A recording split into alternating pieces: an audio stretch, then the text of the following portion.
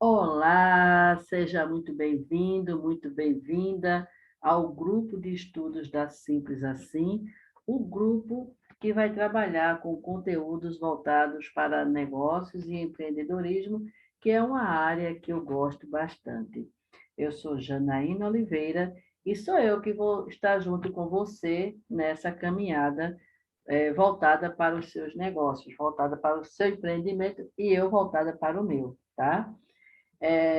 Expliquei recentemente sobre a proposta da Simples Assim, né, dentro desse trabalho, que é justamente fazer um network, e além de criar conteúdos voltados para esse material, tá bom? Para esse tema, né, voltado para o tema sobre empreendedorismo e negócios. E hoje, este grupo de estudos, né, ele inicia hoje com a proposta de trabalhar sobre um livro, né? E a gente vai dar uma estudada nesse livro durante esses encontros que fomos tendo aí durante esse período, tá bom? Eu vou iniciar aqui fazendo o compartilhamento de tela, e aí a gente começa com o nosso trabalho. Deixa eu compartilhar aqui a tela para que a gente possa ir vendo esse livro. Como vocês estão vendo aí, o livro, deixa eu só ver aqui, deixa eu só me ver aqui. Ó. O livro, ele é o Dinheiro Sem Medo, né? Porque eu penso que quando você vai trabalhar com negócio, a primeira coisa que você precisa aprender a lidar é com o dinheiro, tá? Porque vai ser uma ferramenta muito, muito, muito, muito, que vai transitar muito, você vai ter muito contato com essa ferramenta, pelo seu viés direto, pelo seu viés indireto, dentro do seu contexto, tá? Então, Dinheiro Sem Medo foi um livro escolhido, né? Eu estava lendo a respeito, gostei da temática, gostei da sinopse dele, adquiri ele, tá? No, eu posso favorecê-lo também em forma de PDF, tá certo? E o livro é de Eduardo Amuri, tá? Então, eu estou trazendo esse livro para que a gente reflita um pouco, a ter esse olhar para o dinheiro sem que a gente sinta medo. E nada melhor para que a gente consiga fazer essa caminhada conhecendo um pouco sobre como é que eu posso dizer, essa ferramenta do negócio, né? E é uma ferramenta imprescindível, gente, essa ferramenta do dinheiro. Deixa eu só marcar aqui. É uma ferramenta imprescindível, tá? Então, vamos lá, vamos devagarzinho. Né? A primeira coisa que a gente traz, a gente vai estar iniciando esse livro. Ele tem 4 partes, e cada parte subdivide-se em temas, tá certo? Nossa parte, a parte 1, trata-se da nossa relação com o dinheiro, como você está vendo aí, tá bom? A premissa básica que começa, né, que é justamente um pouco do que eu trouxe aqui no começo, é de que você, eu, o vendedor do sinal, o milionário, o cara da padaria, todos precisamos lidar com dinheiro, todos. Na nossa vida, nós precisamos lidar com ele, cada um, você sabe como você lida com o seu dinheiro, né? Se está bom, se está ruim, a gente vai conversando sobre isso para você fazer uma reavaliação e, de repente, até uma ressignificação do uso do seu dinheiro, tá? Eu tenho feito isso, né? Passei um ano aí fazendo isso, né? E me sinto hoje mais confortável e mais madura para trazer a temática e compartilhar com você um pouco da minha experiência, tá bom? O ponto 2 de destaque, porque a gente vai trazer a síntese, né, de cada capítulo. Ele tem 4 partes, esse livro tem 4 partes, e cada parte dessa se divide em uns capítulos, tá? Ou dá-se continuidade à forma didática como o autor escolheu para apresentar. Então, eu venho trazendo, não necessariamente a ordem dos capítulos, mas as partes importantes que a gente pode destacar e trazer para cá para refletir. Uma segunda parte, bem interessante desse livro, é exatamente essa, a relação direta ou indireta com o dinheiro, né, na nossa vida. Então, ele traz aí três perspectivas. Ele traz a perspectiva do entrave, da catapulta e do corrimão.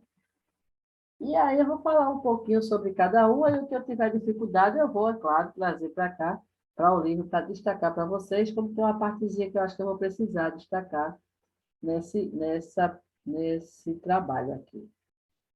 Bom, direto ou indiretamente, a gente lida com dinheiro, certo? Também direto ou indiretamente, essas quatro formas de relacionamento, essas três formas de relacionamento vai estar ligado para a gente de alguma maneira, tá? Então, vamos lá. O entrave. O entrave está relacionado aqui, a gente está vendo, tem relação com as faltas, e também quando a gente utiliza como objetivo único de projeto de vida o dinheiro. Ele fala um pouco sobre esse uso do dinheiro na nossa vida. Você aí, como é que você está usando o dinheiro? Né? Eu descobri que termina que, por exemplo, no meu caso, eu estou focando muito, estava focando muito dentro da perspectiva do entrave. Hoje em dia, eu consigo me ver mais fluindo, sabe? Entre os três. E qual seria o ideal, Janaína? O ideal é uma transição de um para o outro. Porque o que é que vai acontecer? Vai ter um determinado momento com uma situação ímpar que você se depara e que nessa situação ímpar que você se depara, você vai cair no entrave. Consequentemente, você vai cair no entrave, tá certo? Depois é que você começa a permear de uma forma mais fluida, de uma forma mais flexível, de uma forma mais estratégica por ele, tá?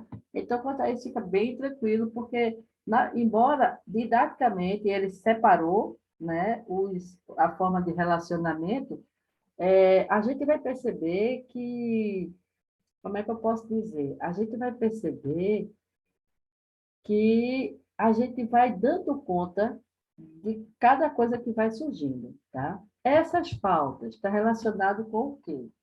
Essas faltas, ela está relacionada exatamente quando você deixa de fazer algo por falta de dinheiro, tá? Então, é um entrave na sua relação com o dinheiro.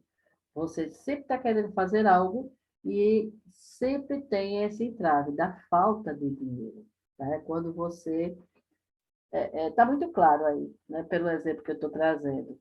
E o complemento disso você consegue ver tranquilamente no livro.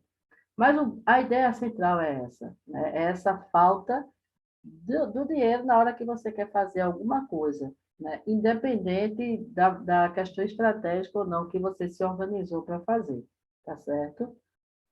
Outra coisa também é que, para você, ele fala um pouco, né, dentro dessa falta, do dinheiro, quando você também, pela falta do dinheiro, você quer conseguir dinheiro para não ter o luxo de precisar de dinheiro, né? É quando você começa a trabalhar, né, para ter dinheiro, e aí você perde alguns pontos de vista, algumas peculiaridades.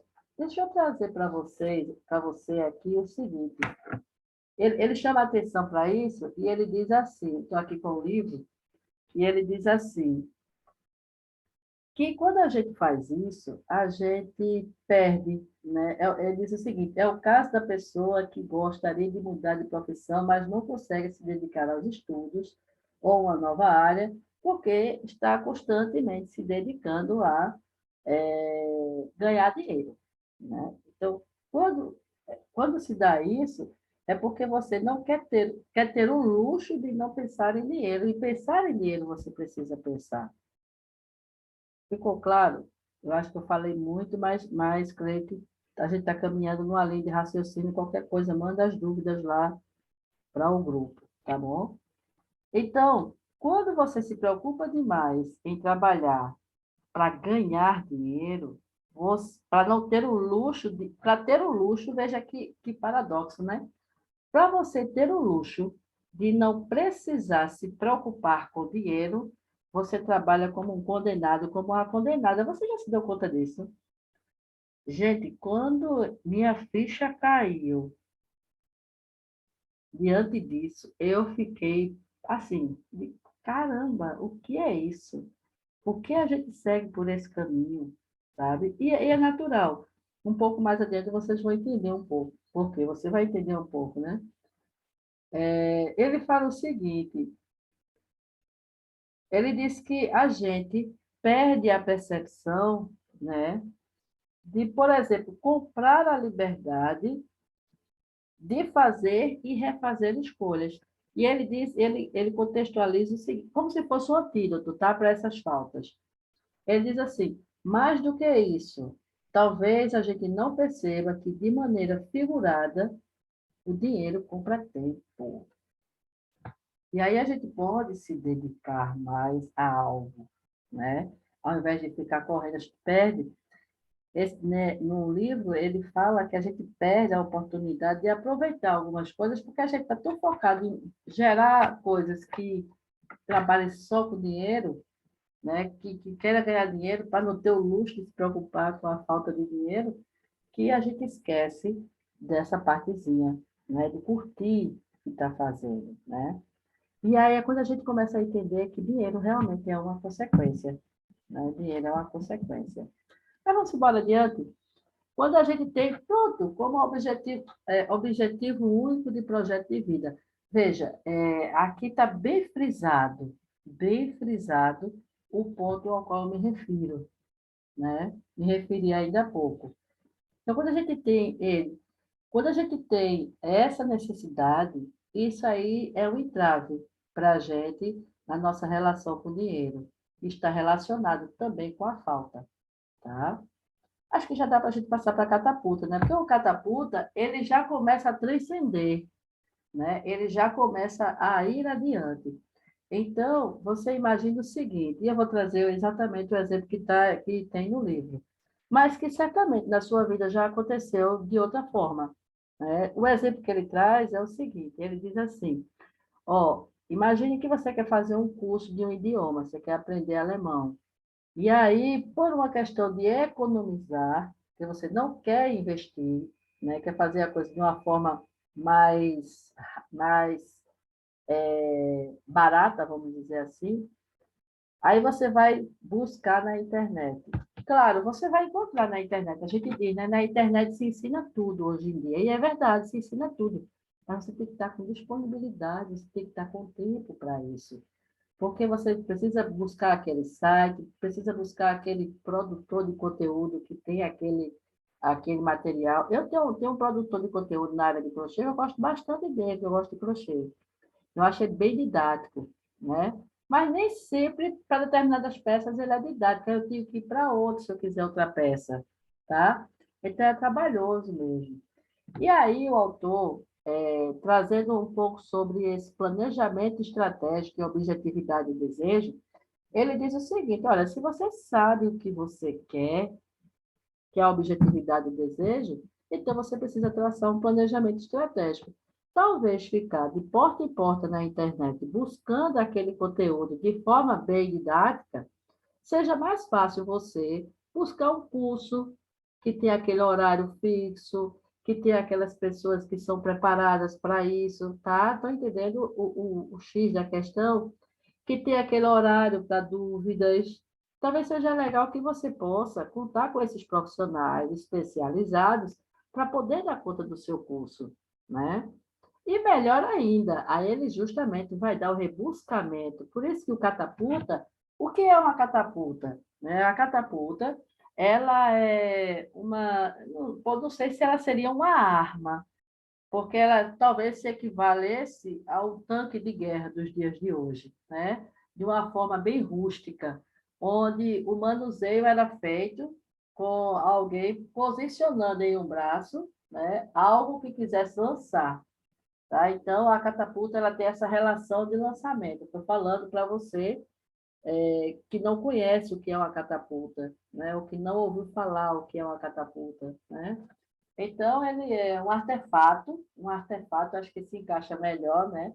Ele é um artefato de guerra em que você faz o lançamento de algo para atingir um objetivo. No caso de uma guerra, é atingir a muralha, né, do castelo, que é muito ampla, é muito grande, é dura, então fica ali a proposta.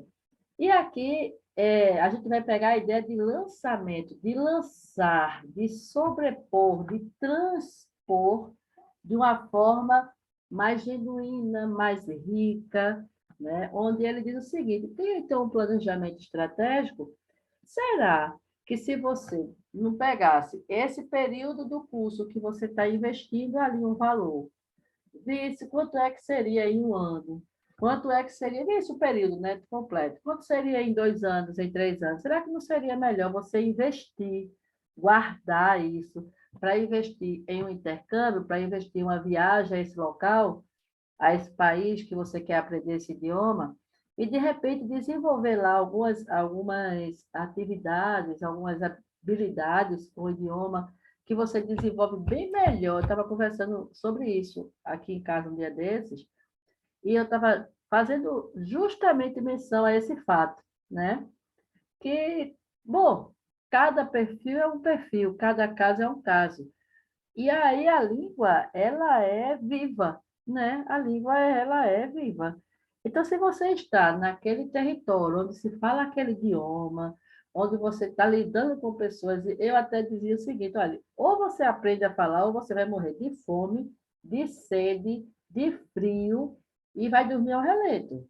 Você precisa falar, precisa aprender a usar a expressão do setor, da área, para você se comunicar, né? Então, é bem trabalhado isso, é bem rápido isso, né? E eu fiquei pensando assim, nossa senhora, é verdade. Eu tive a oportunidade, acho que 2012, 2013, se eu não estiver enganada, de fazer uma visita a Buenos Aires, e lá eu participei de um congresso voltado para a medicamentalização de crianças, né? Dentro da área de psicopedagogia. Também sou psicopedagoga. E aí, esse olhar da psicopedagogia para esse processo requereu lá um congresso, né, em Buenos Aires, porque estava se percebendo que muitas crianças estavam sendo medicadas, ao invés de simplesmente estarem atentos a elas e verem outra forma de conduzir as questões voltadas para a aprendizagem. Isso é um parênteses aqui, é um plus, né, do nosso trabalho aqui. O fato, gente, é que eu já estava praticamente falando em espanhol. Em 3 dias. Eu tenho uma facilidade grande para idioma, mas se eu estiver na terra, tá?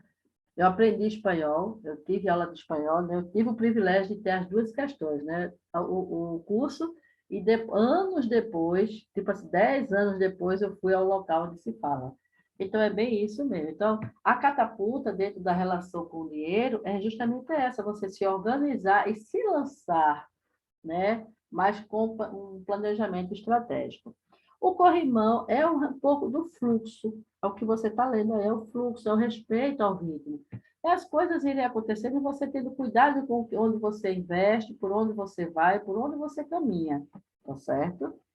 Para você não ter problema nenhum com o resultado mais adiante, tá? A parte 3 ela traz assim o que eu chamo de refletir um pouco, né? Talvez, vamos ver os aspectos aí para reflexão.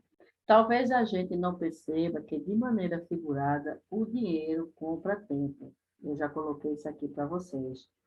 Uma outra questão, e aqui eu coloco muito, quando o autor coloca nossa, nosso, meu, nosso, nossa, eu geralmente puxei aqui de uma forma muito para mim, e você puxa aí para você, tá? Uma boa relação com o dinheiro inclui meu olhar atento ao que está ao meu redor. Então, cuidado, a gente, você, eu tenho que ter cuidado com o que está ao redor. Realmente eu estou precisando, realmente eu necessito, certo? É aquele bombardeamento de informações que, de repente, a gente se vê realmente movido a fazer algo que talvez não tenha relação com o nosso desejo, com a nossa caminhada, né? Eu estava olhando muito isso. Né? Tem relação com o que eu quero fazer? Tem relação com a minha caminhada? Não. Se não tem relação com a sua caminhada, Então, não caminhe por essa trilha, vamos dizer assim, tá? Meus investimentos precisam seguir, olha isso que eu falava agora, na direção em que desejo que minha vida caminhe, tá certo? É por isso que tem que ter esse olhar atento ao que está ao redor, tá? É por isso que eu tenho que ter esse olhar atento ao que está ao redor. Gastar, gente, é vício. É vício. E a gente, quando educa, ele passa a ser um gasto realmente educado, né? Ele passa a ser um gasto dentro das nossas necessidades. E aqui, o item 4, né, que eu trago, é lidar bem com o dinheiro, não é anotar todos os gastos, mas inclui planejamento com reconexão com as minhas emoções. Olha, planejamento, eu até botei assim, ou conexão com as minhas emoções. Não compre triste, não compre com raiva, não compre alegre, não compre feliz, não compre quando estiver angustiado, não compre, tá certo? Ser carinhoso com a gente mesmo, né? Não nos culparmos, ter a clareza que estou dando o meu melhor. Essa é a reconexão. Esse é o planejamento com as nossas emoções, de conexão com as nossas emoções, de reconexão com as nossas emoções, tá? Então, fica bem atento a isso, que eu também estou bem atenta a esse ponto, tá? Planejamento com reconexão é ter clareza de ser carinhoso consigo, não se culpar e que está dando o melhor, tá? Você está dando o seu e eu estou dando o meu melhor. Eita, rapaz, já vai para a próxima. Então, gente, vou ficando por aqui. A parte 2 é o planejamento financeiro. É uma parte um pouco mais abrangente e muito legal, muito direto do que a gente está vendo. Então, tchau, até o próximo encontro. Deixa eu me desfazendo por aqui. Até o próximo encontro, gente. Tchau.